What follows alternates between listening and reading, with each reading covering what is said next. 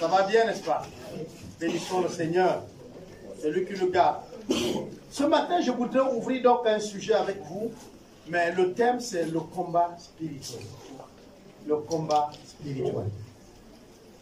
Alors, avec les autres, ce matin, j'ai parlé de la position spirituelle. Et avec vous, je vais parler du combat spirituel.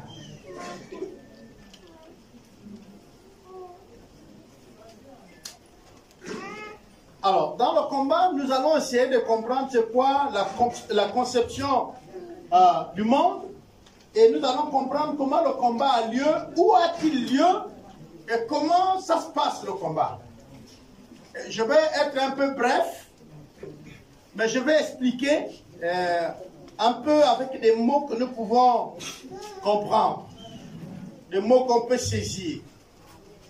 Maintenant, si on ne saisit pas, s'il vous plaît, il vous est permis qu'à la fin du culte, vous pouvez me poser des questions, car je serai en train de vous saluer sur quelque chose que vous n'avez pas compris, et je vais expliquer. Amen. Voilà, j'essaie de voir. Donc nous parlons du combat spirituel. Et quand on parle du combat, c'est une lutte, c'est comme une bagarre. Je tiens d'abord à rappeler les choses dans l'ordre. Quand nous parlons du combat spirituel, nous ne parlons pas de Dieu qui est en train de combattre avec le diable. Dieu ne combat pas avec le diable. Dieu est le créateur, le diable est la créature. Amen. Donc, le créateur n'a pas de combat à avoir avec la créature. Le combat est l'affaire des hommes.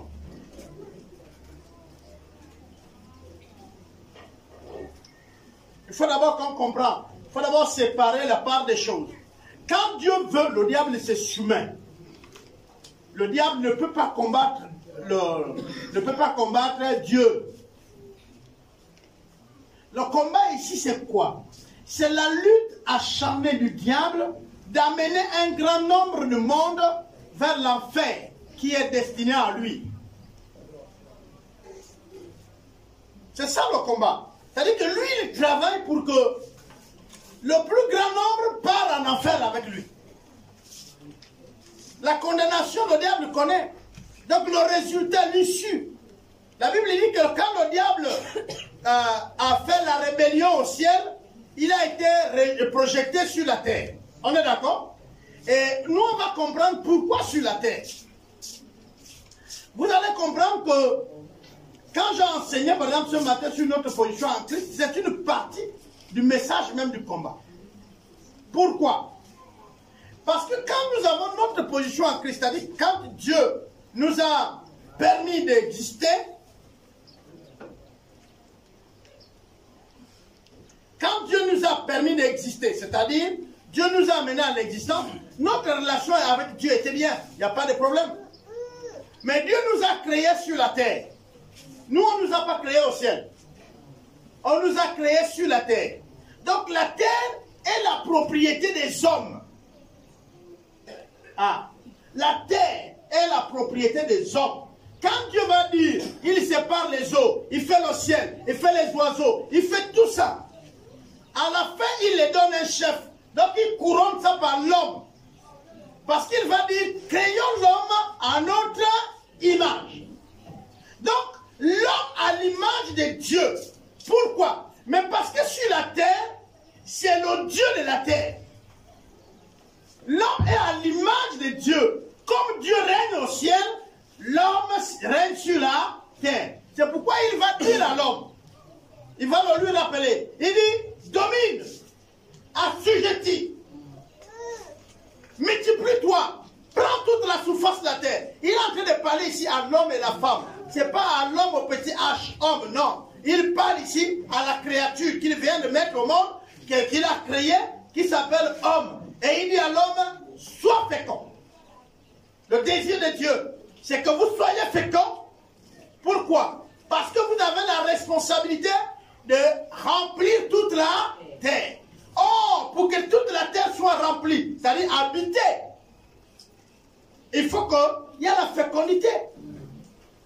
Et il dit, assujettis-la, l'éléphant, domine. Il n'a pas dit domine sur l'autre homme. Il n'a pas dit les nations vont dominer entre elles. Non, non, non. Il dit domine sur la terre.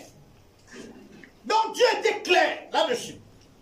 L'homme avait la responsabilité responsabilité d'être le patron de la terre. Il devait dominer sur la terre. Il devait assujettir la terre à lui. Il devait la cultiver. Il devait produire les fruits de la terre. Maintenant alors, la grande question, pourquoi le diable se retrouve sur la terre? Alors au ciel, le diable s'appelait aussi Lucifer, l'ange de lumière. Le travail, c'était louer Dieu. Il était le patron de la chorale. C'était un chérubin. Il brillait. Il n'est pas fait de la poussière, il est fait de pierres précieuses. Et comme il était le chef d'un groupe, il pensait que lui aussi devrait maintenant avoir la même louange et les mêmes droits que Dieu. Donc il va se créer une substitut de Dieu, lui. Alors Dieu va le punir. Et pour le punir, Dieu lui envoie sur la terre. En fait, c'est une condition de honte. C'est une condition de la l'assujettir. Pourquoi? Il nous dit, tu n'es pas digne que moi, Dieu, je sois ton chef. Alors je t'envoie sur la terre pour que tu sois commandé par ma créature. Donc le diable ne tombe pas sur la terre pour qu'il y ait poussière. Parce que la terre avait déjà un chef. Et quand le diable tombe sur la terre, voilà ce qui va se passer. Le diable voit les éléphants, il voit les buffles, il voit tout ce qui est là. Ils sont plus grands que l'homme. Mais il sait qu'ils ne sont pas des chefs. Ne savez-vous pas que si vous êtes sur l'ordre de quelqu'un, la personne que vous obéissez est votre chef en ce moment? Ok. Vous êtes en table en train de manger avec vos parents, avec les personnes que vous aimez, avec vos enfants. Et puis un enfant dit ceci, s'il te plaît maman, s'il te plaît papa, est-ce que je peux avoir de l'eau? Alors, vous dites oui ma fille, oui mon fils, oui tonton, oui papa, à la personne qui vous donne, qui vous a fait une demande. On est d'accord? Au moment où vous dites oui, vous vous levez de la table pour aller chercher l'eau, ou vous faites venir la carafe pour lui servir l'eau. Vous êtes sur l'ordre de qui? Hein? De l'enfant, non? De la personne, non? Vous êtes en train de faire quoi? Vous êtes en train de l'obéir, l'honorer. On dit on peut obéir, honorer, que ça soit pour le bien ou pour le mal. Alors le diable, il a compris que c'est ça. L'homme est le chef. Mais lui, il va venir suggérer à l'homme sa pensée. L'homme a accepté la pensée du diable, par conséquent, il est sur la démenture, l'ordre du diable. Il faut que vous compreniez que le diable n'a jamais changé de méthode. Vous ne verrez jamais le diable, mais vous devez chercher à comprendre les pensées qui vous sont suggérées dans votre tête. C'est le premier combat que vous devez d'abord avoir. Contrôler ses pensées. Connaître de qui vient la pensée que je viens d'avoir et d'agir. Parce que si vous ne savez pas où vous vient la pensée que vous êtes en train d'agir, soit vous êtes sur le contrôle du diable, soit sur le contrôle d'un homme, soit sur le contrôle de votre chair, soit sur le contrôle de Dieu. Et si c'est de l'obéissance pour Dieu, il y a des conséquences qui suivent, qui sont de la part de Dieu. Si c'est de l'obéissance au diable, il y a aussi des conséquences qui suivent et qui ont des récompenses ou encore les châtiments du côté du diable. Et si c'est de votre propre chair, alors il y a aussi des conséquences qui suivent par rapport à votre chair. Il faut que vous sachiez que ça fonctionne comme ça. Le combat n'est pas une affaire où vous dormez, vous vous réveillez toute une nuit, vous chassez les esprits. Non, vous les chassez parce que vous les voyez où?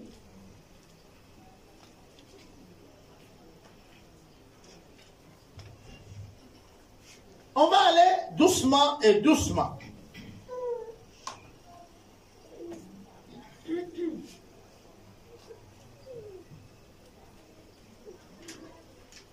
Alors, la conception du monde, c'est-à-dire la façon que le monde voit les choses, conçoit les choses, est différente de la façon que la Bible conçoit et présente les choses. Donc, si vous ne connaissez pas ça, alors vous allez avoir un problème. Parce que la conception du monde influence le chrétien. Et la manière que le monde fonctionne nous influence. Et quand ça nous influence, nous réagissons par rapport à ça. Et non par rapport à ce que la Bible nous dit. Ce qu'on voit, ce qu'on touche, ce qu'on fait. Et la chose que nous venons répondre vite. Par exemple, quelqu'un vient nous insulter. Le monde voudrait qu'on fait comment? Qu'on répond, n'est-ce pas, non? On pense que si on répond et qu'on l'insulte correctement, on lui a donné une leçon. On est d'accord? Ça, c'est la conception du monde par rapport à la réaction de quelqu'un. Par exemple, les injures à une provocation. On est d'accord? Mais qu'est-ce que la Bible dit par rapport à ça? Bon, vous comprenez maintenant là où il y a le combat. Le combat, c'est d'abord ça. Le combat le combat spirituel se trouve dans plusieurs niveaux. Là, vous êtes face à un combat. Vous avez une situation où quelqu'un vient et vous insulte. Le monde a sa conception, c'est-à-dire a sa manière de répondre à ça. Maintenant, le Dieu aussi a sa façon de répondre à ça. Maintenant, tu dois chercher à connaître quelle est la façon de Dieu ou du monde face à la réaction que j'ai devant moi. Maintenant, si tu réponds selon le monde, tu as échoué. Donc, ce qui veut dire tu as perdu quoi? Le combat. Et là, c'est le camp de l'ennemi qui se réjouit parce qu'ils t'ont amené à faire comme eux. Maintenant, si tu réussis, là, c'est Dieu qui se réjouit parce que tu as fait comme Dieu. Alors, on va dire, selon Dieu, après qu'on t'a insulté, on t'a dit tout, tu fais quoi? Tu gardes le silence. Mais ta réaction, ce serait quoi? Tu te retires. Mais quand tu te retires, tu fais quoi? Tu vas prier. La Bible dit que qui va combattre pour toi? Dieu. Et toi, tu feras quoi? Tu feras quoi? Tu gardes le silence. Ça veut dire quoi? Tu n'as même pas besoin de dire à quelqu'un d'autre que ce qu'il a fait là, il verra. Toi, tu dois te taire. C'est dans le secret que tu te plains chez Dieu. Et c'est maintenant Dieu qui va décider d'aller sur le terrain. Trouver la personne qui t'a humilié pour régler son compte. Est-ce que vous me comprenez? Quand tu vas voir Dieu agir comme ça 2, 3 fois, tu vas comprendre que c'est la bonne méthode. Et même pour certaines personnes qui réfléchissent, ils vont avoir peur maintenant de te provoquer. Pourquoi? Parce qu'ils t'insultent, ils t'insultent. Regardez. Abraham connaît que le roi de l'Égypte, Pharaon, peut le tuer pour sa femme et l'épouser. Il dit à Sarah, tu es belle, il prend. Et c'est maintenant sa femme. Abraham dit, oh, il a fermé la bouche. On lui a même donné la dot. Il a la bouche fermée, il prend la dot. Vous me comprenez? Et puis il est parti là où on l'a logé. Mais la nuit, le roi dit, bon, maintenant j'ai épousé une femme, je vais aller vers la femme. Dieu vient nous dire, si tu touches à la femme de mon serviteur, je te tue. Aujourd'hui même, je te tue. Donc tu ne serais plus Pharaon, j'arrête avec toi. Pharaon dit, oh. Mais comment le serviteur de Dieu pouvait faire ça? Il ne m'a pas dit. De vous à moi, s'il lui disait que c'est ma femme, je suis serviteur de Dieu, est-ce que lui, il allait croire à ça? Donc il lui laisse avec Dieu. Et Dieu aime ça. Quand vous avez une situation, laissez la situation dans les mains de Dieu. Parfois, il ne faut pas que vous parlez. Parce que même parler là, vous savez, même au tribunal, ça peut vous condamner. Tu dis, ok, tu m'as insulté, bon, on verra. Il n'y a pas de problème. On va voir. Tu pars, tu pries Dieu, Dieu intervient. Il a un pied, un bras qui se casse, il te porte plainte. Parce que tu lui as dit, on verra. Toi, tu vas dire que ce n'est pas toi. Gardez votre calme et Dieu agira. Amen, amen. La façon que le monde fonctionne vient parfois nous influencer, nous les chrétiens. Par exemple, comment le monde choisit la femme? Comment le monde choisit le mari? Ça nous influence. Parfois, nous, on s'attend à ça. Comment que les mariages dans le monde commencent? Comment que les mariages dans au milieu chrétien commence. Je posais la question aux chrétiens. J'ai dit, par rapport aux veufs et aux veuves, est-ce que si tout de suite nous sommes face à la situation des veuves et des veufs, nous saurons comment il faut faire? Un frère ou une soeur a perdu son mari ou sa femme. La plupart des chrétiens ne savent pas comment ils vont faire. Vous allez arriver, et puis vous restez un peu dehors là. Et puis c'est les païens, quand les premiers païens arrivent, et ils rentrent, ils récupèrent votre veuve, hein, et puis ils vont commencer à faire selon le monde. Et vous allez dire, non, on ne fait pas comme le monde, nous sommes des chrétiens. Non. Quand vous êtes arrivés, vous avez fait quoi?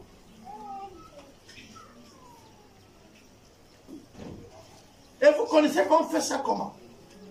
La plupart des chrétiens ne savent pas.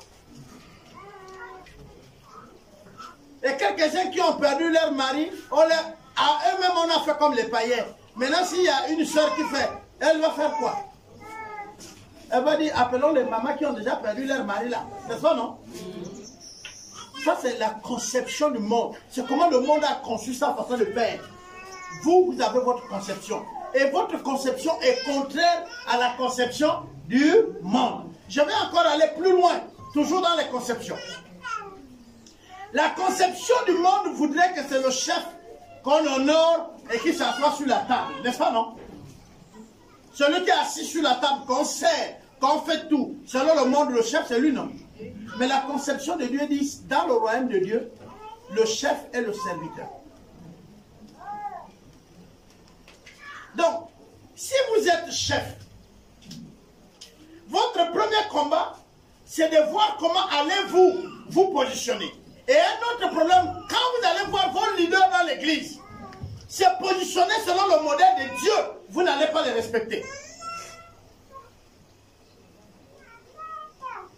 C'est-à-dire quelqu'un qui est là avec vous, il est avec vous, il vous sert même de l'eau, vous n'allez pas le respecter parce que la conception du monde a fait aussi à d'autres pasteurs qu'on doit plus de respect. Ils sont comment? Quand ils arrivent, vous les honorez. Vous avez une certaine égard d'eux.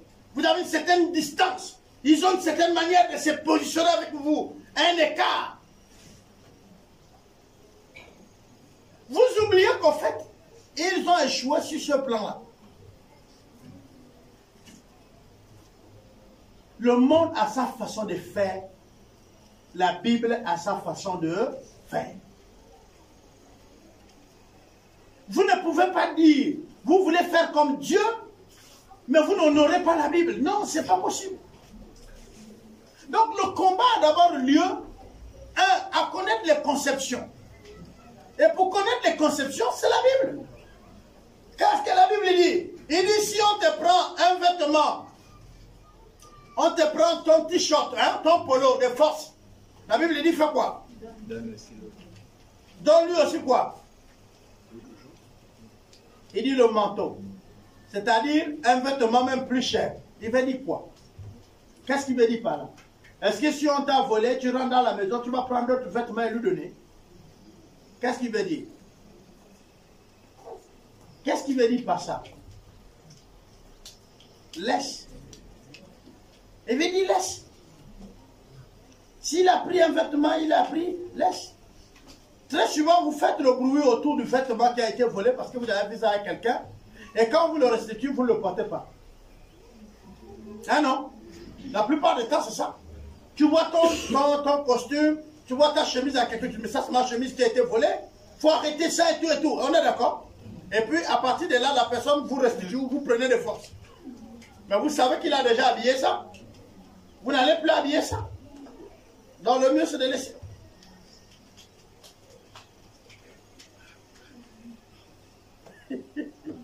Si on te gifle de la joue gauche, présente la joue quoi? Qu'est-ce que veut dire ça? La conception du monde voudrait que quand on nous gifle, on fait quoi? Hein? Oh, mais on ne rend pas, on le frappe. Il faut utiliser les vrais mots, on fait la bagarre. Hein? Non, attendez, est-ce que tu nous rends et puis tu attends? Tu fais la bagarre, parfois tu rates, tu doubles, tu triples, ça devient une bagarre. Hein? On est d'accord? Donc, si on me gifle de la joue gauche, je fais la bagarre. Ça, c'est selon le monde. Et si vous êtes avec des amis mondains, quelqu'un arrive à vous gifler et ils vont souhaiter que tu rentres. Ils vont te dire, mais non, attends, mais il te manque de respect, pourquoi? Mais rends-lui un rigolo comme ça. Est-ce que tu vois? Et tu es tenté de rendre. C'est là où on comprend, dit, la mauvaise compagnie fait quoi? Donc votre compagnie, si elle ne comprend pas les principes de Dieu, même si vous dites c'est mon ami depuis la petitesse, est-ce qu'il comprend le principe de Dieu comme toi? Et donc face à la situation, il ne va pas t'encourager selon Dieu, il va t'encourager selon le monde. Et il est sincère et sérieux. Si tu n'agis pas, même lui-même il est capable d'aller gifler la personne pour que ça devienne la bagarre. Pourquoi? Mais parce qu'on a giflé son ami. Est-ce que vous me comprenez? Ok. Quand on me gifle à la joue gauche, je dois fouiller. Présenter la joue droite, c'est ça. C'est fouiller. On te gifle, tu te retires, tu pars. C'est ça, présenter l'autre joue. Ce n'est pas que tu restes là comme ça. On te frappe et puis tu fais ça. Non. Dès qu'on te frappe, paf, tu te retournes. L'autre gifle qu'il te donne, c'est les cris des gens qui crient sur toi, la honte qu'il te met sur le champ. Est-ce que vous comprenez? Mais tournez vos talons et partez. Je vous dis, si vous le faites, sur le champ, vous n'avez rien vu.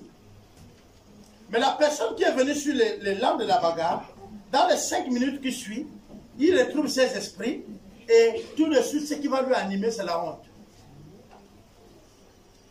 Hein, il se met là debout et puis la honte va le prendre. Et puis, l'esprit de bagarre qui était sur lui va quitter. Et quand il va quitter, il va lui dire, mais tu viens de faire quoi?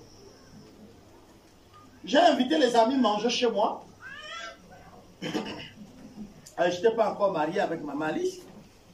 Et j'étais un bon célibataire là, j'ai amené tous mes amis. On revenait de l'école.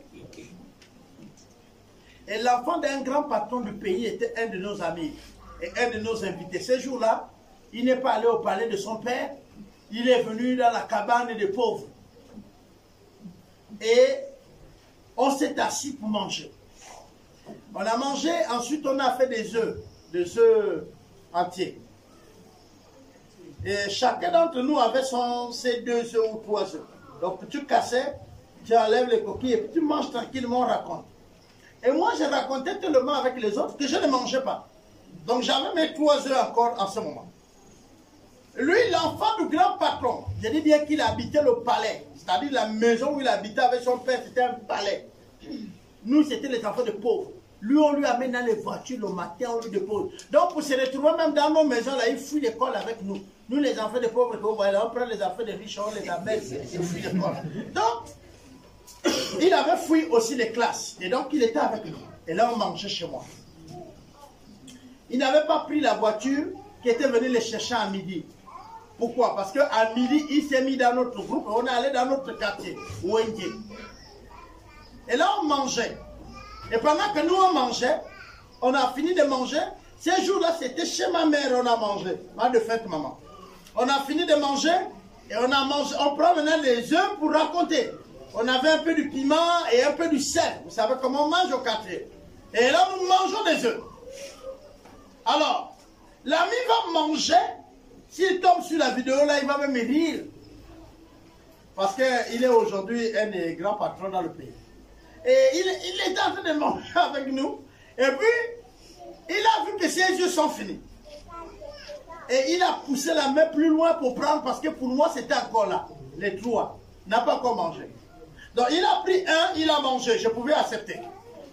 Quand il a repoussé la main pour pouvoir prendre un deuxième, alors je vois qu'il me reste 2 là. J'enlève mes œufs. Il me met une gifle bien appliquée. Il se lève, il me gifle. Boum! Quand je fais ça, j'ai du sang qui coule au nez. Je vous rappelle que j'étais déjà chrétien. Mais tous mes amis qui étaient là savaient très bien que lui là, avant qu'il croise Christ, l'autre est déjà mort. Donc les amis qui sont à côté de moi se lèvent et se captent. Se disent là, la première chose qu'il va prendre, il va tuer l'autre. Lui, il vient de se rendre compte qu'il a fait une bêtise. Donc il n'a plus bougé. Ensuite, je dis aux autres, c'est comme asseyez-vous, je vais me suivre. Tout le monde me regarde un peu de manière bizarre. je me lève, je pars m'essuyer, je mets de l'eau et tout. Il y a quelques amis qui viennent m'aider. Il est resté près de 30 minutes sur sa place, sans dire mot. Après, il s'est levé et il est parti. Ça lui a coûté près de 3 mois pour venir regagner le cercle des amis. Il a fallu que nous-mêmes, on va lui appeler. Vous comprenez? Il nous fouillait déjà, il n'arrivait plus à rester avec nous. C'est-à-dire que même quand il vient le matin, il rentre en classe, il s'assied là-bas. Et là, il ne bouge même plus, il vient plus à la récréation. Or, nous étions des joueurs de football et tout ça. Notre école, c'est comme dans le B, bien sûr. Et à cette époque-là, le terrain là, je ne sais pas qu'est-ce qu'on a fait du terrain, on jouait au ballon. Mais lui, il ne pouvait plus sortir pour venir jouer au ballon avec nous. Jusqu'à un moment donné, on allait le trouver dans la classe. Il dit, viens, on va jouer. Au départ, c'est timide, jusqu'à ce qu'il a repris. Et en fin d'année, ça continuait comme ça. Il était devenu encore notre ami. Et je veux vous dire, je le retrouve à Libreville. Je passe, il me voit, oh! Papa, tu es toujours chrétien? Je dis oui. Il dit non. Là, nous, on doit faire des efforts pour devenir chrétien. Tu es toujours comme ça, comme tu étais là. Je dis oui. Il dit, mais tu m'as fait une belle leçon. C'est de la jeunesse, mais je n'ai jamais oublié ça. Et il est resté mon ami jusqu'aujourd'hui. Bien qu'il y a d'autres qui étaient avec nous, qui étaient des collègues et amis, mais qui aujourd'hui, c'est un simple bonjour, ça passe. Mais pour lui, ça l'a marqué. Le fait que je n'avais pas réagi ce jour-là. Et pourtant, je venais à peine de me convertir, mais je sais bien que le zèle d'un nouveau converti est plus que les anciens. Vous savez, un nouveau converti ne connaît pas les dangers. Même s'il y a l'œil rouge, il saute dedans. Voilà, vous comprenez ça? Mais les chrétiens qui ont duré là, maintenant, ils font trop de calculs. Voilà. Donc, ce que je veux dire ici, c'est je n'ai pas rendu la gifle, mais j'ai vu que ça fait plus d'effet que si je l'aurais rendu. Alors, nous parlons du combat spirituel. J'aimerais bien vous donner beaucoup de versets. Mais je vais avancer pour dire, nous allons parler de conception. Et je vais parler de la première conception. C'est la conception séculaire du monde. Il y a des personnes qui ont étudié, qui ont fait des grandes études. Ils vont interpréter la situation de la santé de quelqu'un comme étant la cause des microbes. On est d'accord? Par exemple, s'ils ont un parent malade et que quelqu'un a étudié, il a fait un certain nombre d'études, quand il va venir voir le parent, la première question c'est que vous l'avez amené à l'hôpital. Est-ce que vous comprenez? Est-ce que vous avez fait certaines analyses? Vous lui répondez oui. Vous dites, bon, si vous lui parlez de Dieu, vous lui parlez des esprits, vous lui parlez de... Il ne va pas tout de suite accepter ça. Pourquoi? Je parle là d'un séculaire, c'est-à-dire d'un scientifique. Je ne parle pas de quelqu'un qui est scientifique, mais qui a embrassé le christianisme, qui est scientifique et qui a embrassé la culture que nous on appelle aujourd'hui la tradition. Non, je parle de quelqu'un qui a fait l'école, il n'a pas embrassé ça. Il va tout interpréter sur la science. C'est les microbes, la cause de la maladie peut être le problème d'hygiène. Est-ce que vous comprenez? L'insalubrité autour de la maison peut être à l'origine des maladies. C'est comme ça que lui va interpréter ça. Et donc, par conséquent, il va conseiller le malade, la famille du malade à faire quoi? Hein? À l'amener à l'hôpital. À amener le malade à l'hôpital. Si vous venez lui dire on va prier, il va rire. Dites on va prier, Dieu va le guérir. Il va... Vous êtes le problème. Même si on dit, pour nous les chrétiens, même si on dit on a le résultat, la maladie c'est telle chose, nous on dit qu'on prie, non? Mais lui il va dire, mais comment vous connaissez que le résultat de la maladie c'est ça? Vous priez, votre Dieu va faire quoi là? On connaît tous la maladie là. Ça c'est les circulaires. Et bien dit, la maladie est connue là. La personne a l'hépatite B. Nous tous nous connaissons que c'est l'hépatite B. Amenez-lui à l'hôpital, les résultats chrétien, tu dis, ça c'est l'hépatite B spirituelle. Hein, c'est comme ça que vous parlez, non? C'est pas mystique. Hein, le thème c'est mystique, non? Et puis on va faire un travail. Vous allez combattre pour donner la victoire. Non, allons-y encore doucement. Nous avons un autre groupe. Les gars de la science, rien que la science là. Et ils sont un problème, n'est-ce pas, non? Alors, on a le monde animiste. Vous connaissez les animistes? Hein? Les animistes, c'est nous les Africains. C'est ceux-là qui croient aux esprits. Et comme nous sommes devenus chrétiens, nous avons ajouté notre tradition dedans. C'est pourquoi le combat spirituel que nous on fait est en qualité des animistes. Je vais expliquer. Et là, je vais prendre du temps dedans pour que vous soyez délivrés de l'esprit des animistes. Parce qu'il y a un problème. La Bible dit que la nuit est faite pour dormir. Tu cries comme le chat pour déranger tout le monde. Oh, le feu, je meurs. Tu vois les esprits là-haut. On va chasser l'esprit de montagne. Les esprits de montagne. Nous avons construit sur la montagne. Donc vous pensez que Satan est bête pour gaspiller son esprit à la montagne? C'est pas le monde des esprits, c'est pas que Dieu a créé les esprits et les esprits impurs pour nous attaquer. Non! Ce sont les anges dessus. Et on dit, il y a un petit nombre qui a suivi Satan. C'est-à-dire le nombre est connu, Dieu peut le donner le total. Ce qu'il n'a pas révélé est pour lui. Il ne veut pas nous dire le nombre. Le diable ne peut pas être partout à la fois, ni les démons partout à la fois. Le démon ou le diable ne peut pas comprendre si l'enfant de Dieu parle dans son cœur. Quand on parle de prier en esprit, c'est tout simplement la capacité d'arriver à prier, mais dans son âme, sans que les mots ne sortent.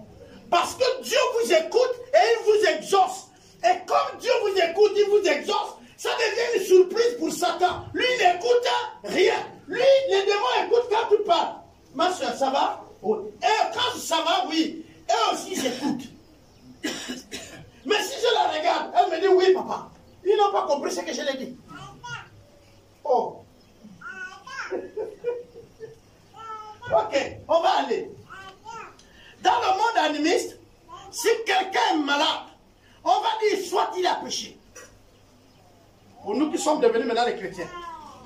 Et donc sa maladie est la cause de quoi? Du péché. Ou alors, c'est les esprits qui l'ont attaqué. Est-ce que vous comprenez? Là, c'est le monde toujours des esprits. Il est victime de quoi? Des attaques. Alors, si nous ne voyons pas les attaques ou le péché, alors nous allons dire, assurément, il y a quelqu'un qui est à l'origine de ce problème. Dans leur famille, il y a quelqu'un là. C'est pourquoi en Afrique, les gens ne meurent pas de vieillesse, les gens ne meurent pas de maladie, c'est toujours d'autres personnes qui les tuent. Est-ce que vous me comprenez? Quelqu'un piétine la pointe, le tétanos est en train de le faire mal, il ne part pas à l'hôpital. Le pied devient gros comme ça. Et puis, écoutez, il voit une vieille femme qui ne connaît pas l'effet de tétanos. Il lui dit, la vieille femme, regarde ça, c'est quoi, j'ai piétiné l'épine ou une pointe là, je ne savais même pas, c'était la nuit. J'ai passé un truc, vous savez quand on est malade, non? Puisqu'on veut mettre ça sur le dos de quelqu'un. Un truc m'a piqué ce nuit. C'est devenu, au lieu de dire la vérité, il dit, un petit truc m'a piqué, j'ai senti nuit. Je regarde, c'est devenu un grand problème. Il dit, ok. Dès que la vieille t'a dit ça, tu dis non, la vieille l'a vu. Elle a vu quoi? On va te dire, amène les poules. Tu es chrétien. Tu commences à chercher les poulets.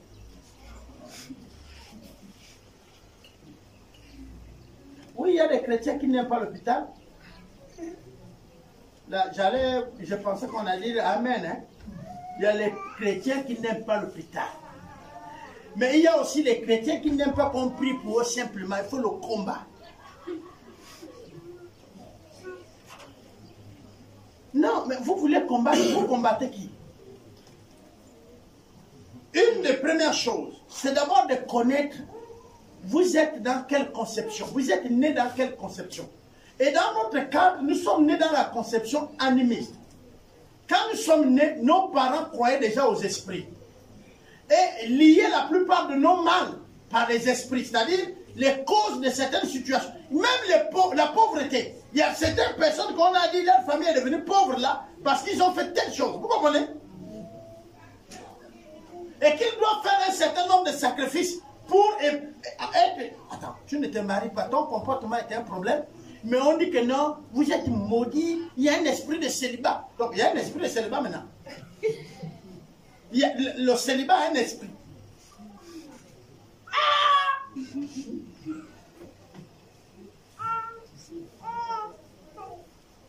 Moi je sais qu'il y a des esprits, nous on fait la délivrance, hein frère. Mais vous allez m'étonner. Il y a aussi l'esprit de la natte, non? L'esprit de, comme on a un papaye là, sûrement, il y a un esprit qui nous écoute là-dedans. Il faut casser ça à la fin, pasteur. Il faut casser ça. Voilà. C'est-à-dire que quelqu'un, par exemple, vous avez planté un manguier, il est devenu grand dans votre cour. On va dire, il y a un esprit qui cache là. Qui se cache là, c'est l'esprit là. Il y a un fétiche en terre. Vous êtes sûr que le diable va perdre son temps dans le manguier pendant qu'il a les gens à posséder? Non, je voudrais vous dire ici ce que je vous enseigne biblique. Et d'abord, je vais vous dire que c'est un des cours phares actuellement maintenant dans les écoles théologiques de Sahel. C'est le combat spirituel. Le combat spirituel, ce n'est pas ce qu'on crie là. Le combat, c'est d'arriver à comprendre que le combat a lieu sur combien de terrains. Et nous allons arriver là tout à l'heure. Tout à l'heure, nous allons comprendre les terrains et nous allons comprendre comment il a lieu. Mais dorénavant, vous devez comprendre qu'il y a la conception qu'on a parlé de séculaire, donc de ceux qui font la science. Nous avons la conception animiste qui pense que tout est attaché au monde des esprits. Tout, c'est les esprits. Et nous nous reconnaissons là-dedans. C'est pourquoi nos parents donnaient les œufs derrière la maison. Parce que si tu n'as pas vu ton père donner ça, tu viens de naître. Demande à ton père, il va te dire que son papa donnait les œufs derrière la maison. Il y avait un vieux costume réservé avec un sac pour tes grands-parents hein, qui étaient morts là. Ils avaient leur costume. Dans la maison même de ton père, il y a un coin qu'il a mis les choses là. Un hôtel. Et aujourd'hui, dans vos églises, on vous dit non, avec Dieu, il faut bâtir un hôtel. Et ils se rappellent des mêmes choses que vos grands-parents faisaient. Ils sont des animistes. C'est-à-dire que vous pensez que Dieu a un endroit qu'il vient. Non, mon frère, si tu as bâti l'hôtel avec Dieu, il faut casser le même hôtel là. Voilà, le voile est déchiré. Il n'y a plus les lieux saints et les lieux très saints. Tout est très saint. Ta maison est très sainte. Ta vie est très sainte. Dieu a fait de nous tous des sacrificateurs. Et c'est comme alliance. Oh, vous allez venir. On va tisser l'alliance avec Dieu. Vous n'avez plus d'alliance. C'est le sang de Christ qui a fait l'alliance définitive avec nous. C'est une alliance perpétuelle. Donc on va dire non, vous venez à l'église, on va faire l'alliance avec Dieu, on va bâtir des hôtels. Parce que, et il y a même des chrétiens qui ont des lieux qui sont réservés. Ils ont payé les tapis, ils ont mis à cet endroit, c'est le lieu qu'ils vont prier. Maintenant, si tu as un problème sur le bord de la route, tu fais comment? Tu cours au lieu là. Tu as rendu visite à quelqu'un, il a besoin de la prière, tu cours au lieu. Hein? Tu as voyagé, tu amènes le lieu. Attendez, Dieu nous facilite des choses et nous on les complique. Est-ce que vous savez qu'à l'ancienne époque, la terre sainte c'était où? Israël. Le seul temple, c'était Israël. Le reste des lieux étaient les synagogues. Et pour avoir une synagogue chez vous, il fallait les juifs. Quand il n'y avait pas de juifs, vous avez votre maison que vous faites un lieu de prière. C'est pourquoi vous allez voir que Paul a ouvert beaucoup d'églises, parce que c'est des lieux, des maisons qu'il prenait. Et nous, aujourd'hui, les chrétiens, on va dire du tiers-monde, donc les chrétiens non-juifs, ne sont pas européens, ne sont pas asiatiques, ne sommes pas américains, nous sommes africains, nous sommes les animistes. Nous croyons aux esprits et nous croyons que les esprits sont partout, dans l'eau, dans le feu, dans les bois, dans les montagnes. Et nous croyons que la cause de la plupart de nos problèmes, c'est les esprits. Et même pour garder la présence de nos parents, nous croyons qu'ils sont avec nous par l'esprit. Les autres ont retenu les ongles, les autres ont retenu les cheveux, les autres ont retenu les crânes. Nos papas que vous voyez là, c'était encore les crânes de leurs parents. Ce n'est pas parce qu'ils sont sorciers, mais parce que pour eux, en gardant le crâne de son père, pour lui, son père est là, il le garde.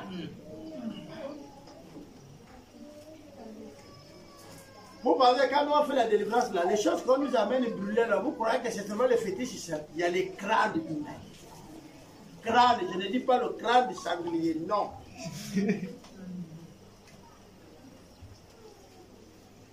Ce n'est pas forcément que lui, il était féticheur ou quoi. Non. Les autres, c'était pour maintenir la présence de son père. Les autres gardaient les vestes. Les autres gardaient les sacs, hein, les vieux sacs sur le côté. Les autres, ils gardent un vêtement, que ce soit pour sa mère. Et même, parfois, vous êtes là. Vous avez gardé les photos. Vous ne voulez pas acheter ces photos-là. Vous dites non, la chose qui est là, c'est la seule chose qui me reste de ma soeur, de mon frère ou de mon père. Vous gardez, vous êtes connecté en lui. Et vous ne savez pas que c'est un lien que vous avez gardé. Ça, c'est le lien, le lien. Quand vous comprenez, on brise les liens, c'est ça. Le lien connexion. Tu es connecté avec le mort, dès que le mort est parti. Si le mort voulait encore de toi, il restait vivant. Mais Dieu allait décider de la séparation. Il est parti. Et après qu'il est mort, c'est fini. Si on lui posait la question là-bas, il se préoccupe d'autre chose que ce que toi tu es ici. Il ne se rappelle même plus de toi dans le sens de se préoccuper de toi. Sinon, quel père, quelle mère allait laisser ses enfants sans faire un tour? Mais c'est vous les vivants. Vous voulez garder le contact avec la mort. Et quand vous voulez garder le contact avec la mort, les démons vous satisfont. Les démons vous satisfont. C'est-à-dire quand tu pries là, le démon prend la forme de ta grand-mère, de ton grand-père, de la personne que tu as attachée à lui. Et la nuit, tu le rêves, il vient te dire, tu vois, mange la feuille là, tu serais guéri. Hein? Tu prends ça, celui qui a mal à la tête, tu lui donnes ça, ça va le guérir. Toi aussi, tu dis, mon père est venu me parler. Ton père, hein? Si c'était proche, qui est le papa de quelqu'un qui n'allait pas venir. Dites-moi, si c'était où on devait revenir, c'est-à-dire que chaque jour, nous tous on revient nos pères. Hein, non? Donc c'est compliqué. Ce n'est pas vos papas. Ils ne sont jamais venus vous parler. Vos pères sont morts. La Bible est claire. La conception de la Bible dit, il est réservé à un homme de mourir une seule. C'est tout. Oh, il m'a apparu. Non. Là où tu es là, un bon animiste, il y a un démon qui te guette déjà. Ah, il y a un démon. Le démon là a commencé à tisser le contact avec toi. Et le démon va chercher à te posséder. Le jour qu'on va te faire la délivrance, tu vas voir qu'il y a un esprit qui va donner le nom de ton père ou de ta mère. C'est moi. Tu es là pourquoi? C'est lui-même qui m'a appelé. Il y a les démons que nous on chasse, on dit sort. Il dit non. Lui-même il m'a appelé. Pourquoi? Il t'a appelé comme il a ma photo. Tous les jours avant de dormir, il regarde. Il a mes vêtements. Et les vêtements là, c'est pas que tu as les vêtements tu portes correctement, non. Les vêtements là lui rappellent ma présence. Parfois, je viens agir dans ces vêtements. Nous avons fait la délivrance d'une jeune Camerounaise. Je ne donnerai pas le nom, le lieu, puisque nous passons sur le YouTube. Qui es-tu? Je suis sa grand-mère. Grand-mère, oui, mais tu es ici comment? Elle est au Gabon. Toi, tu es au Cameroun. Je dis non, je ne suis plus au Cameroun, je suis déjà au Gabon. Tu es au Gabon, comme il dit, au Cameroun, je suis morte. On dit, mais maintenant au Gabon, tu vis? Il dit, je vis bien. Je suis une patronne de sorcellerie. Mon corps ne me permettait plus d'aller au champ. Donc j'ai quitté mon corps, je suis venu ici, on a enterré mon corps. Moi, je continue à vivre dans ma petite fille. Alors, on a posé la question à la petite fille, qu'est-ce qui s'est passé? Il dit, non, ça c'est ma grand-mère chérie, c'est elle que je porte le nom homonyme, c'est mon homonyme, elle s'occupait de moi, elle prenait soin de moi. On a dit, oui, mais maintenant, Elle est là, tu prends soin d'elle. Là, elle-même, elle a pris peur, elle dit, si c'est ça, il faut le chasser. On a dit, homonyme est venu, maintenant tu chasses. Ça dit que tu veux rester avec homonyme, non? C'est mon homonyme. Et elle détenait les choses de l'autre. Si vous détenez les choses de l'autre, vous gardez le contact avec l'esprit de mort. Et l'esprit de mort va vous visiter. On va avancer. Ça, c'est les animistes. Et il y a les fatalistes. Les fatalistes, c'est plus des amis de l'Inde. Les Asiatiques. Pour lui, quand quelqu'un est malade, il le résout comme ça. Il dit la maladie est venue de elle-même. Elle doit aussi repartir de elle-même. Donc tu as la fièvre, on te laisse sur le lit. On dit couvrez-le bien. Comme la maladie est venue, la maladie partira. C'est les fatalistes. Si ça t'emporte, il dit si ça l'a emporté, c'était écrit que c'est comme ça. Si tu sors, on dit oui, c'était écrit que tu serais rétabli. C'est pourquoi c'est les fatalistes. Ils sont à l'extrême. Allez, ne blague pas. Tu coupes le bois, tu tombes, tu te blesses. Il dit c'était écrit. C'était écrit que tu vas couper le bois et tu vas te blesser. Maintenant, repose-toi pour que la blessure guérisse. C'est bon? Alors, cela, c'est un peu comme, je vais dire quoi? Comme des dessins animés. C'est-à-dire, il y a quelqu'un d'autre qui agite la feuille derrière. Pour eux, c'est Dieu et les esprits qui sont à l'origine. Eux, ils n'ont rien à faire. C'est-à-dire que si un esprit les a rendus malades, il ne fait rien, peut-être que l'esprit là va avoir pitié de lui et va retirer sa maladie. Et ils vont rester là. Et souvent, je vous dis, suivez les Discovery, vous allez voir, quand on vous montre les gens de la Mongolie et tout ça, vous allez voir comment ils font quand ils sont malades. Là, je suis aujourd'hui un peu plus... Et puis, on a, on va dire, la conception biblique du monde.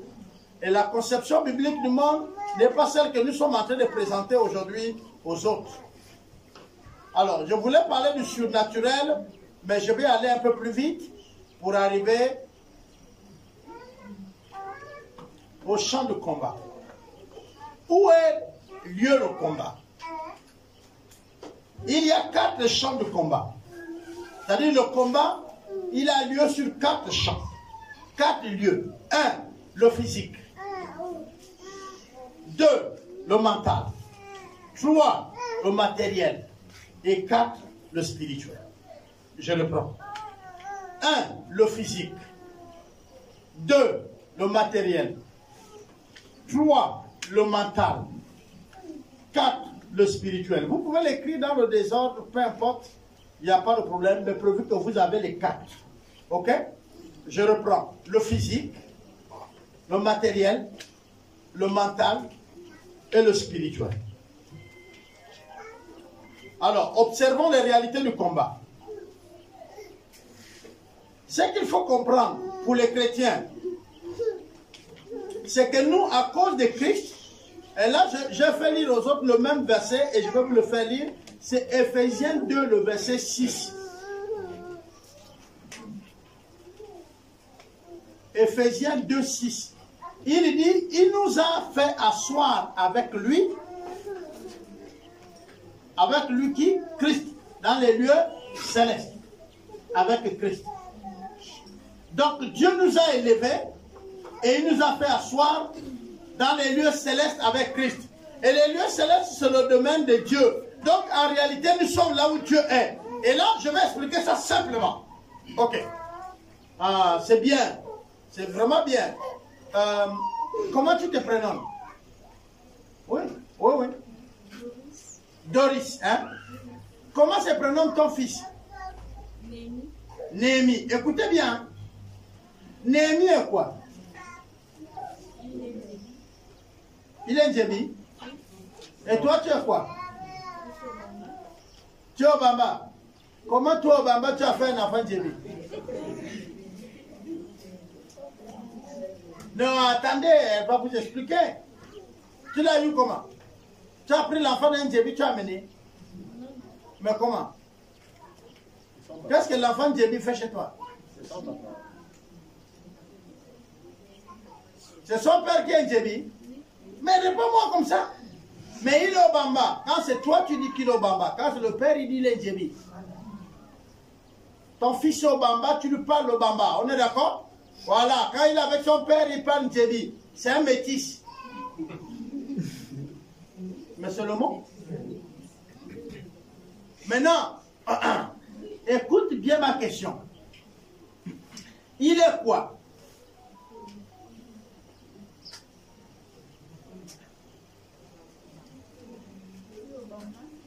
Non. L'enfant là est quoi? Il est métis. Non. Il est quoi? Toi-même tu es quoi? Je suis Gabonais. Oui, mais les Gabonais sont les quoi? C'est les humains.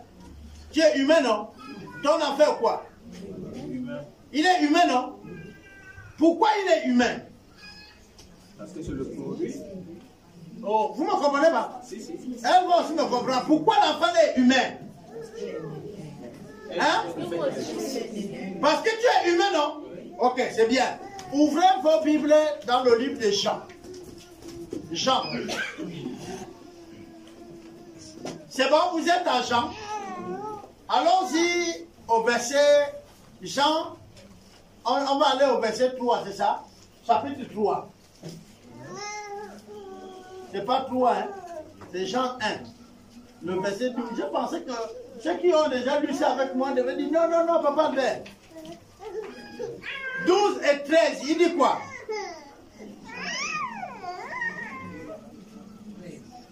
Il dit quoi?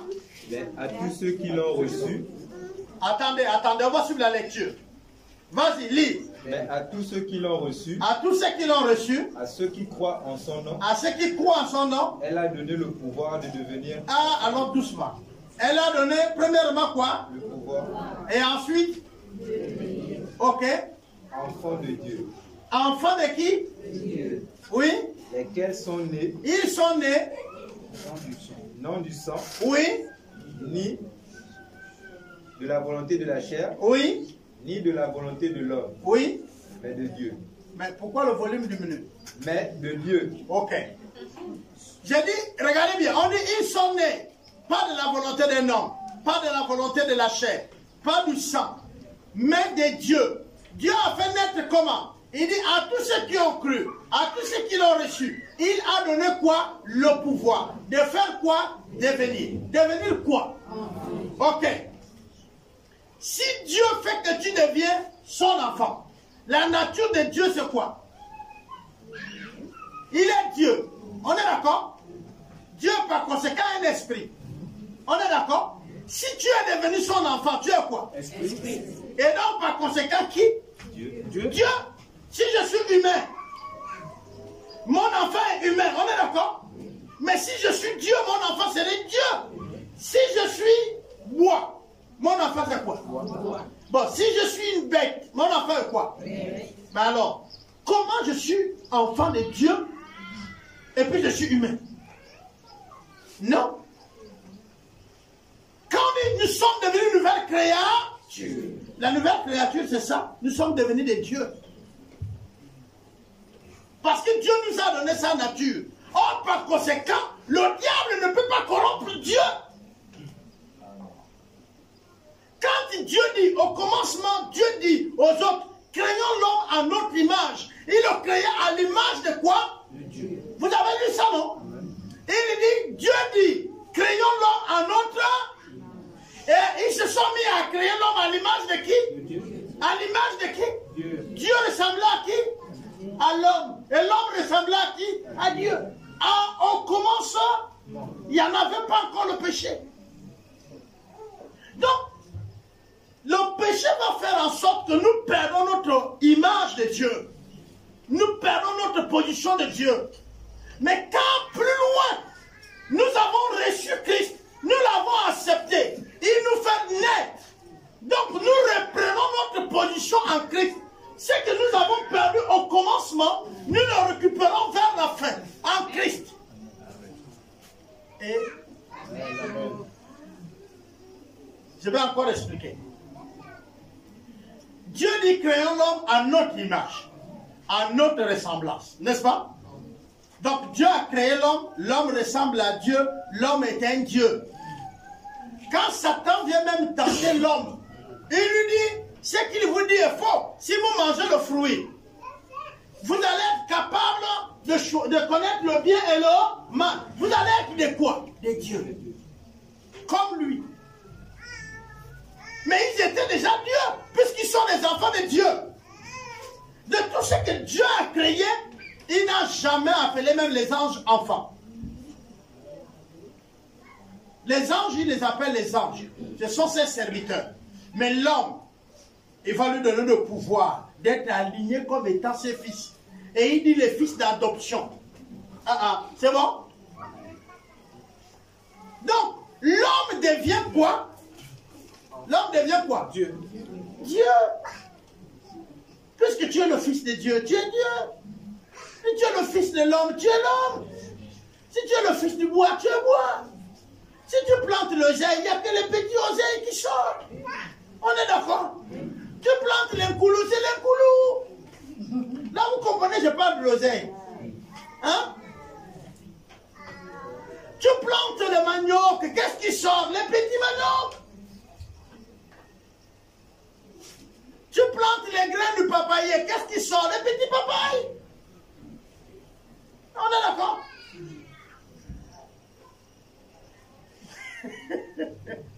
Alors, tu élèves les poules. Tes poules vont mettre au monde le quoi? Les poules. Et c'est moi ça, les poules, c'est vont grandir, ils seront les poules. C'est des poules, les poules, et ils pondent les poules. Même si c'est en forme œuf, c'est des poules. On dit poussin, d'accord. Poussin parce qu'il est petit, non? Mais nous tous on sait que c'est la poule. Donc la poule met au monde la poule. Ah! L'oiseau met au monde les oiseaux. Vous allez chercher les noms, hein? Les moineaux, laissez ça. Il met au monde les oiseaux. Le poisson, il met au monde les poissons. Regardez, le poisson, il vit sur l'eau. Quand il met au monde ses enfants, et il ne vit pas sur l'eau, hein, il vit sur l'eau. Est-ce que vous comprenez? Ils n'apprennent pas à nager, ils sont nés avec tout le mécanisme. Quand Dieu nous fait naître dans sa famille, nous avons tous les attributs, le mécanisme de Dieu. Amen. Ce qui ne vous aide pas à comprendre, c'est parce que vous avez la nature humaine a des problèmes pour accepter que nous sommes devenus des dieux. Et c'est ce qui fait que vous n'arrivez pas à vivre la vie de Dieu. Parce que de temps en temps, vous voulez vivre comme les humains. Non, vous n'êtes plus comme les humains. La preuve, allez-y faire les tontines. Tout le monde va avoir, sauf vous. Les païens savent. Quand ce sera votre tour, ils ne vont pas vous donner. Certains d'entre vous ne savent pas. Allez-y chez les marabouts. Vous le gênez par votre présence et puis vous êtes là en train de lui emmerder. Vous venez vous asseoir. Il sait que ça, c'est l'enfant de Dieu. Dieu dit, je suis venu te consulter. Si le marabout est honnête, il va vous dire, toi, tu ne peux pas me consulter. Si le marabout est honnête, il va vous dire, toi, tu ne peux pas me consulter, c'est moi qui te consulte. Il va te raconter les conneries, tu vas partir. Mais il peut même dire aux autres derrière. Il dit, la personne que vous voyez là, elle est chrétienne. Vous connaissez les dégâts que vous faites et les biens que vous faites. J'ai écouté Papa Talangai, était en train de faire le témoignage sur l'avion. Mais je disais aux autres, je dis, mais quand j'ai vécu ça avec ma femme, nous avons vu ça en live. Nous étions dans un vol de près de 18 heures. Et du coup, l'aile gauche prend feu. L'aile a pris feu là où nous sommes assis. Ma femme est là, on nous a mis là où il y a l'aile. On met souvent 2 fauteuils de ce côté pour les grands Boeing, les grands vols internationaux. On met juste 2 fauteuils et on laisse l'espace libre. Parce que c'est en cas de situation, quand l'avion se pose sur l'eau, à la mer, c'est par là qu'on sort. Donc ceux qui s'asseyent là, on vous enseigne déjà comment il faut ouvrir l'aile par la sortie de secours. Donc on est venu nous dire tout ça. Les pilotes ont chuchoté avec nous sur comment on peut ouvrir le côté et tout.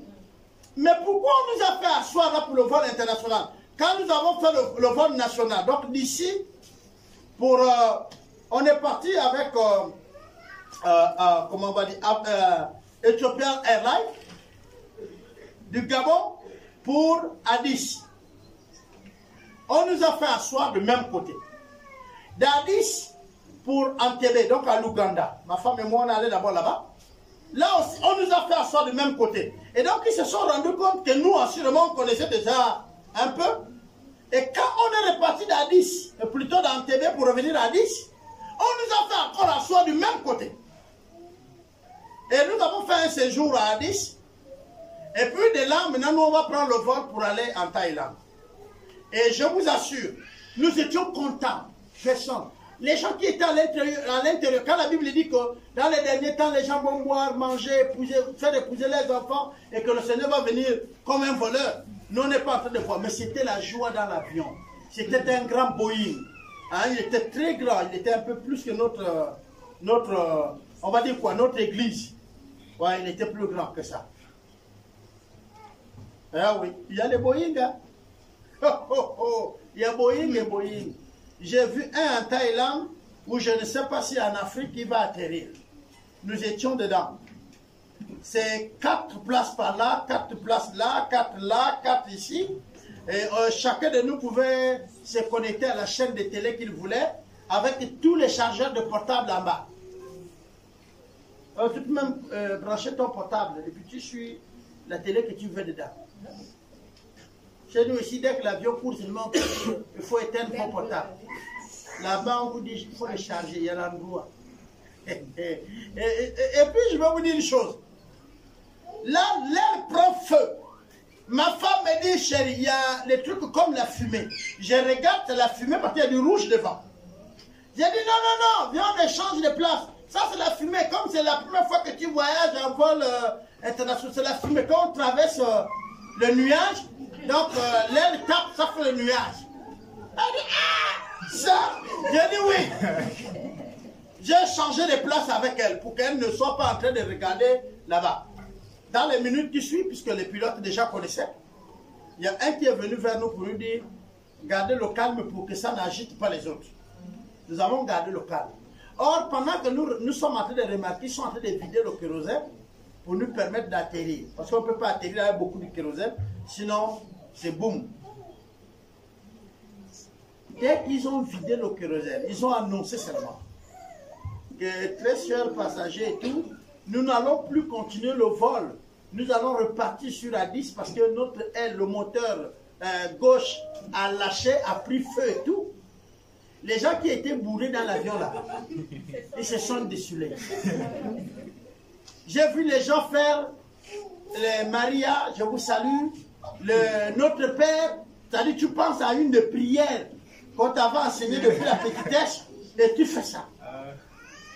Mais nous étions une petite équipe des ouvriers, des pionniers. Nous nous sommes mis assis et on racontait. Vraiment, la paix était dans notre cœur.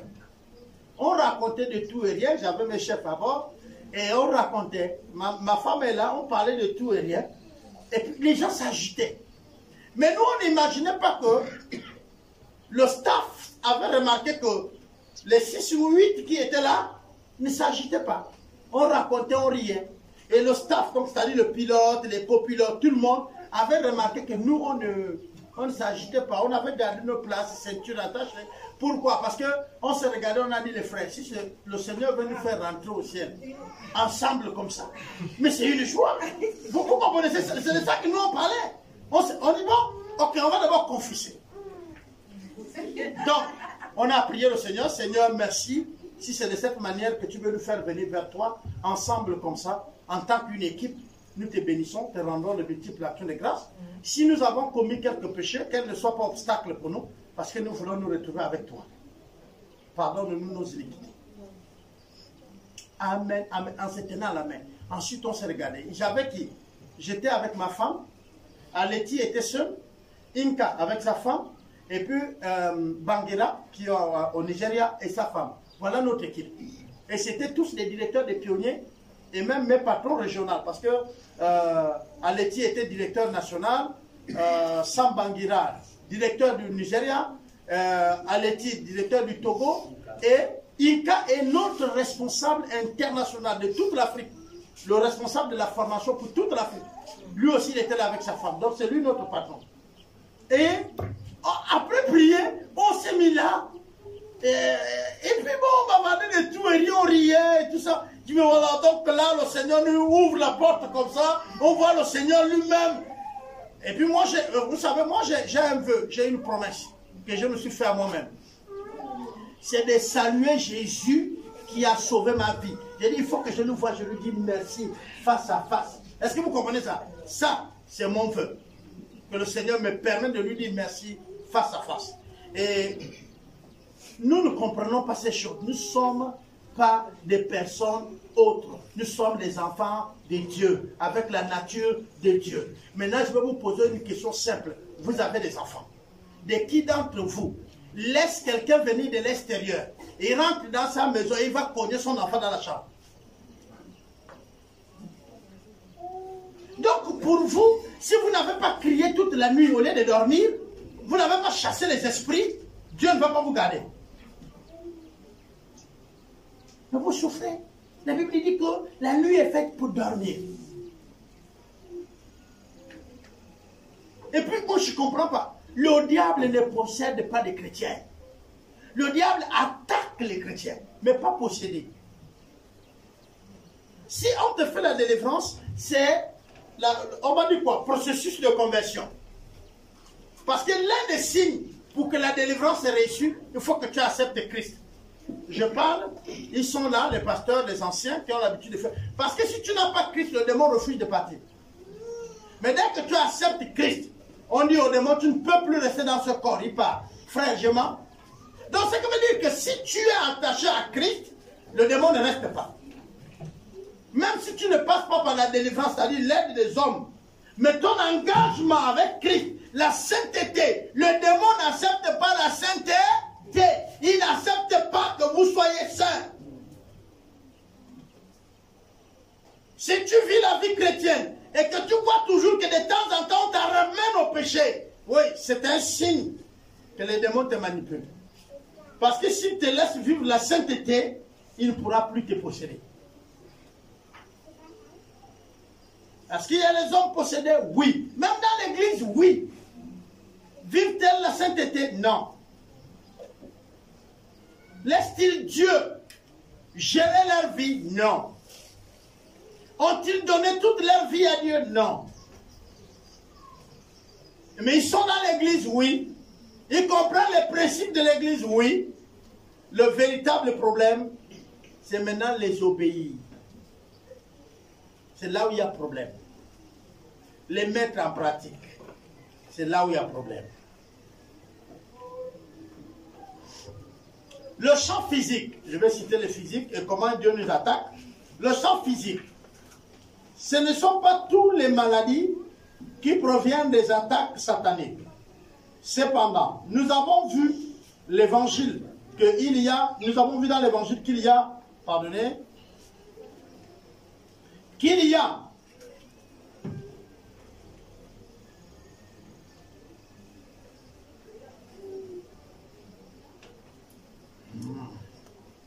eu des cas où les maladies sont des attaques de Satan.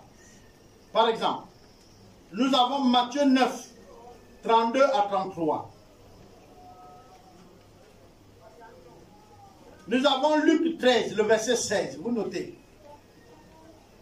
Matthieu 9, 32 à 33. Luc 13, le verset 16. Marc 5, le verset 1 à 13.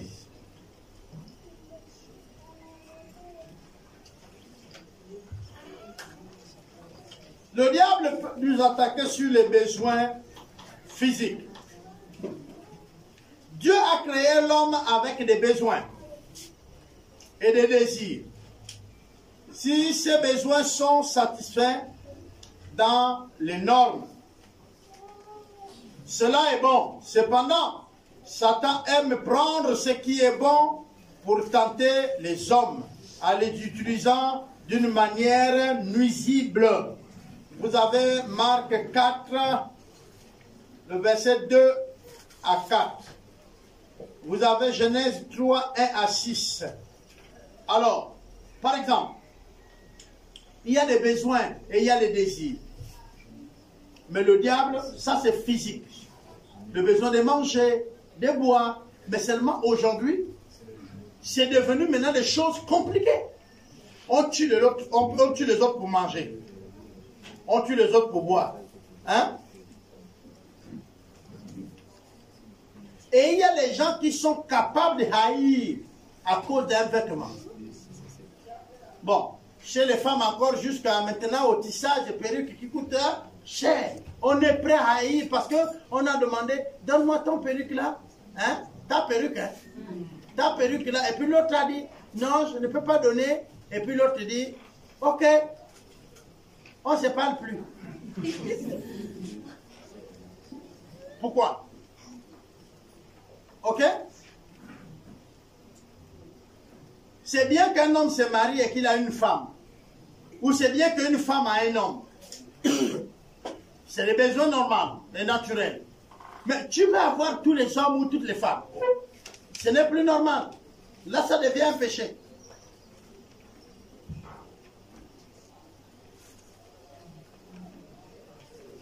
Le champ mental, on va dire matériel plutôt. Un autre champ sur lequel Satan nous attaque est matériel, que Dieu a créé pour nous. Il nous amène à avoir des désirs malsains de ces biens matériels. Il en est de même pour les désirs de pouvoir. On a Genèse 1, 28 à 29, le désir du pouvoir. Dieu a dit à Adam et Ève de régner sur toute la créature. Mais aujourd'hui, on sait que Adam et Ève règnent sur les autres. Hein, non? Ainsi, a commencé la lutte de l'homme pour régner sur son semblable. Les chrétiens doivent être vigilants, afin d'éviter d'un désir malsain de posséder le matériel et de pouvoir détourner les yeux de Jésus. Alors, les voitures de luxe, les grandes maisons de luxe, tu n'as pas les moyens. Pourquoi tu veux posséder ça? Tu n'as pas la stratégie pour y arriver là. Finalement, on va te faire quoi? Si tu veux ça. Tu n'as pas les moyens, la stratégie, on te fait quoi? Tu vas tuer les autres pour y arriver? Des sacrifices que tu vas offrir à Satan pour y avoir ça? Or, Dieu te donne la sagesse pour y arriver. La plupart de ceux que vous voyez avec les grandes maisons, les grandes voitures, parfois d'autres, ils ne s'attendaient pas à avoir la voiture là. Moi j'ai une grande maison. Et Serge est là. C'est le premier jour qu'on a fait l'implantation de ma maison. Tout le monde ne riait pas quand il passait par là. C'était les petits piquets comme ça.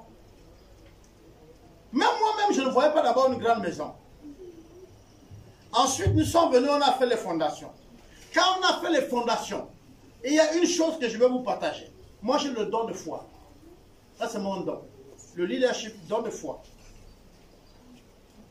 Quand j'ai regardé, j'ai vu la facilité de construire. Et c'est ce qui a favorisé chez moi que j'ai pu demander au même architecte qui a dessiné votre temple de me donner un peu d'évaluation et quoi. Mais pendant qu'il faisait l'évaluation, tu te rappelles que c'était nous-mêmes.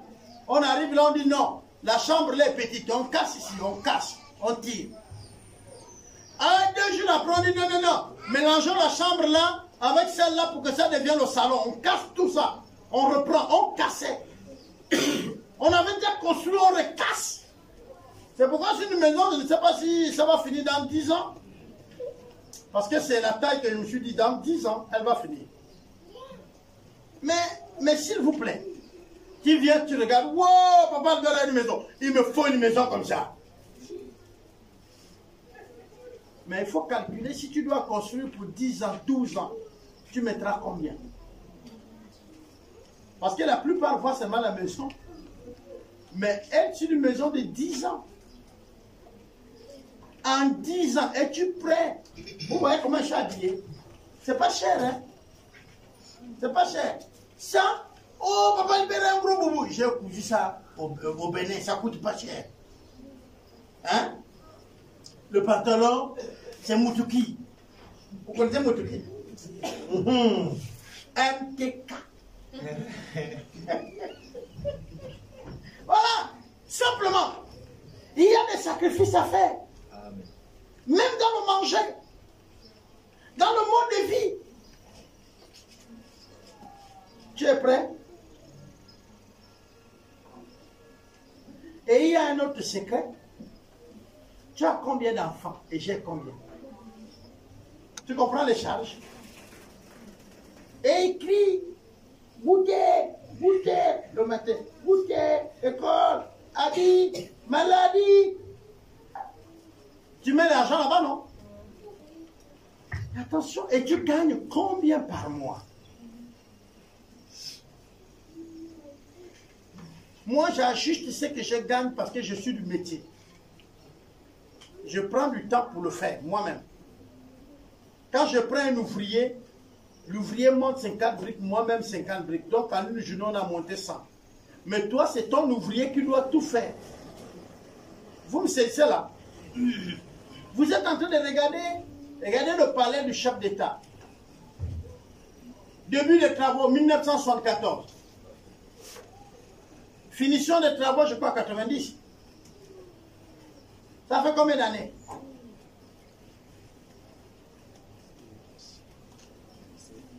Oh? Hein? 16, non? Il lui manquait les moyens. Ça veut dire que c'est 16 ans qu'il mettait moyen après moyen. On est d'accord? Tu veux une grande maison, tu la construis comment? Soit tu mets le sang des gens et tu vas en enfer et la maison reste. Tu vas tuer les gens pour le ciment et les briques. Quel business? La voiture, en sortant même de là où tu l'as acheté, un fou peut venir te cogner, mais tu viens de tuer les parents. Non, s'il vous plaît, ça ne vaut pas la peine. Mettons-nous en Christ. Ok. Le mental, le découragement, le désespoir peuvent être des attaques directes de la part de Satan, l'ennemi. J'ai dit les quoi? Les découragements et quoi? Le désespoir sont des attaques comment? Directes. C'est pas indirect, direct. Vous parlez de combat. Toute la journée, tu as été découragé. Tu ne veux même plus aller à l'église. Maintenant, tu t'assois et tu dis, je casse, je brille. Tu casses quoi? Lutte sur d'abord ton découragement. Sois au-dessus du découragement. Et là, le Seigneur dit, fortifie-toi. C'est pas quelqu'un d'autre qui va venir te booster. C'est toi-même. Il dit à Josué, fortifie-toi et courage. N'est-ce pas? Vous devez vous fortifier vous-même. Vous-même, vous devez vous fortifier. Que le Seigneur vous bénisse. Amen, amen. Alors, l'autre chant, laissez. Parce que sinon, je vais vous garder jusqu'à... Et puis, vous allez être même trop fatigué. Ok? La grande arme que vous devez avoir, c'est la prière. Dans le livre d'Éphésiens, on nous donne Éphésiens 6, 14 à 17. Sont les armes du combat spirituel. Les armes qu'on nous donne. Il dit, prenez par-dessus tout le casque du salut, n'est-ce pas? C'est comme dit, vous devez être sûr de votre salut. J'ai appris que, et moi-même on m'a fait ça. On dit, habillez maintenant, habillez-vous. Je mets mon casque, je prends mon épée, on va dans le camp de l'ennemi. Je vous dis, ça c'était le sketch. Ah, c'était le sketch. Et vraiment, il y avait des grands qui nous faisaient des trucs comme ça. Et nous, on croyait à ça. On croyait que c'était vrai. Non, c'est des sketchs. Quand on dit le casque du salut, c'est comme dire vous devez être sûr que vous êtes sauvés. Et on vous dit, prenez la cuirasse comme droiture. Vous devez être droit. Quand on dit prenez la cuirasse de la justice, vous devez être juste. Quand on dit prenez le bouclier de la foi, toutes les pensées qui arrivent, qui ne riment pas avec la parole de Dieu, vous devez les repousser par votre foi en Christ.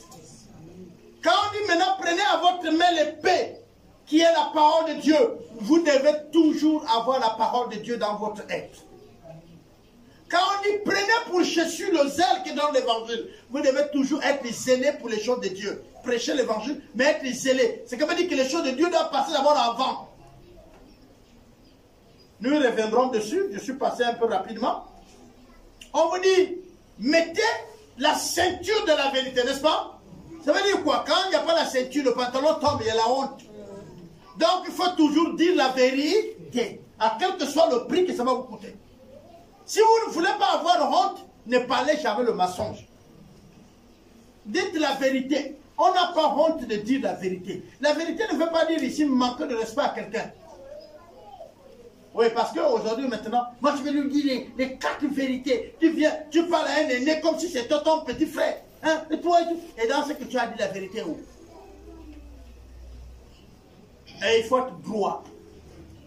Donc, tu peux parler à ton aîné tranquillement sur le côté.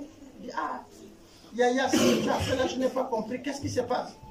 Il te répond, tu dis non, Yaya, vraiment j'ai eu mal au cœur. Tu lui as dit la vérité, non? Mais est-ce que tu es obligé de crier là où il y a le malheur? Non, c'est pas parce que je suis chrétien que vous allez maintenant m'emmerder. Oh, oh, moi je vais... Là, tu es battu depuis. Depuis là, tu n'es plus là-bas. Tu es dans la brousse. Le combat spirituel d'abord a lieu dans notre tête, dans notre cœur. Et le diable, il ne combat pas Dieu, c'est nous qui le combat. Donc il faut que vous compreniez bien ça. Que le Seigneur vous bénisse. Amen. Amen, amen. Amen. Alors le dimanche prochain, nous aurons